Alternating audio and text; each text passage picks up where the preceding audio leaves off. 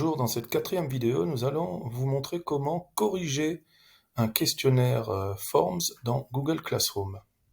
Alors, en tant qu'enseignant, vous vous rendez dans votre classe, ici donc c'est ma classe de test, travaux et devoirs. J'ai donc ici le quiz culture générale et j'ai deux devoirs qui ont été remis. Je clique sur les deux devoirs, je retrouve mes devoirs et vous voyez qu'il y a un seul formulaire pour tout le monde. Donc, je clique sur le formulaire, il s'ouvre et il est en mode saisie. Donc il faut que je l'édite en cliquant sur le crayon en bas à droite. Et je me retrouve donc avec mon formulaire que j'ai composé au préalable et j'ai un onglet là-haut, réponse, avec le nombre de réponses rendues. Je clique sur réponse et à ce niveau-là, vous avez trois types de vues des résultats. La première, c'est le résumé. Alors vous avez des statistiques, des graphiques en fonction donc des résultats, donc les emails, les prénoms, les scores par question, etc. Donc ceci est préformaté et ça vous permet d'avoir une vision d'ensemble de votre classe. Ensuite, vous avez une vue par question.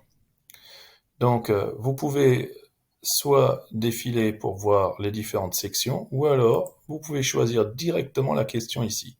Donc si je prends la première question notée, c'est celle-ci, et j'ai donc une réponse qui a été déjà notée, et puis la bonne réponse et une mauvaise réponse, etc.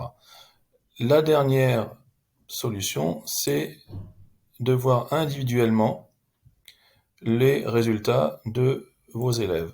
Donc là, le premier, je l'ai déjà corrigé, et bien je vais prendre le deuxième, et je vais pouvoir vérifier ses scores. Donc ici, il a une erreur, donc la note est de 0. Bonne réponse. Bonne réponse. Je descends. Et si vous vous rappelez, dans la première vidéo, j'avais composé une question où il fallait donc poser une opération et fournir une capture d'écran de l'opération. Donc cet élève a posé l'opération, le résultat est correct. Je vais donc lui attribuer manuellement les 3 points. Et vous voyez que modification en attente, enregistré. Donc je clique sur enregistrer. Je vérifie le reste. Donc tout est bon. Donc cet élève a 13 points sur 14. Alors si j'avais plus d'élèves, eh bien je pourrais naviguer ici par les flèches en faisant l'élève suivant ou en prenant l'élève au niveau du menu déroulant. Alors vous pouvez générer un fichier, un tableur, dans Google Sheet qui répertorie tous les résultats. Alors il faut un petit moment pour que ça charge, puisque c'est en ligne. Et donc vous retrouvez les questions, les unes derrière les autres, avec les résultats, avec l'heure à laquelle l'élève a passé le test ou a rempli le questionnaire, son adresse mail qui a été récupérée, la note, le score. Voilà. Donc je reviens à mon questionnaire. Ce qui me reste maintenant à faire, c'est que je vais publier les scores. Donc lorsque je vais cliquer là-dessus, je vais publier tous les scores, même celui d'un domaine différent, et les élèves vont recevoir un mail de publication.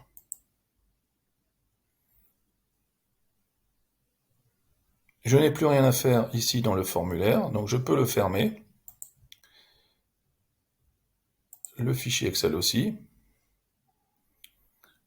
Et si je clique maintenant ici, je viens de remplir le formulaire, je viens d'envoyer à mes élèves l'information de leur note, mais je n'ai pas encore importé les notes. Donc je vais cliquer sur importer les notes.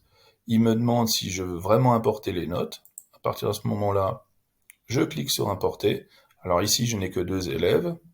Et vous voyez que j'ai automatiquement les notes qui apparaissent ici. Je vais donc sélectionner et je vais pouvoir rendre à mes deux élèves leurs résultats. J'aurais pu leur mettre aussi un petit commentaire.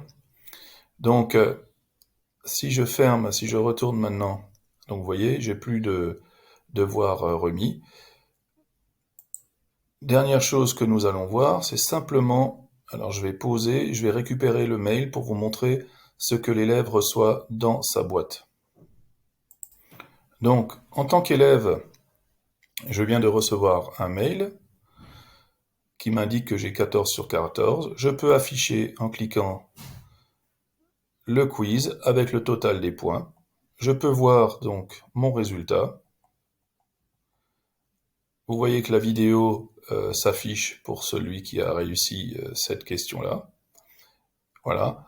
Au niveau de Classroom, donc je suis élève, je peux afficher le devoir, et là aussi je retrouve ma note ici.